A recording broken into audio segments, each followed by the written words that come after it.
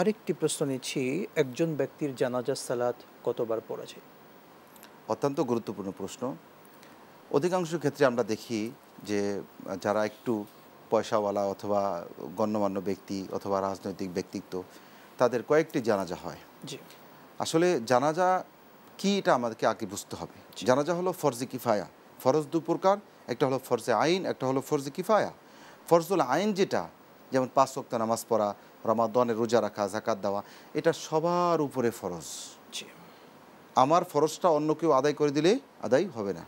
কিন্তু ফরজে কিফায়া হলো যদি কোনো মহল্লাবাসীদের পক্ষ থেকে 2-3 জন বা কয়েকজন আদায় করে, তাহলে সবার পক্ষ থেকে আদায় হয়ে যায়। তো জানাজা হলো ফরজে কিফায়া। তো এটা 2 বার 3 বার 4 বার হয়েছে, ইসলামে কোনো এটার কোনো ইতিহাস নেই, নজির নেই, কোনো সাহাবা ইকরামের নজির নেই।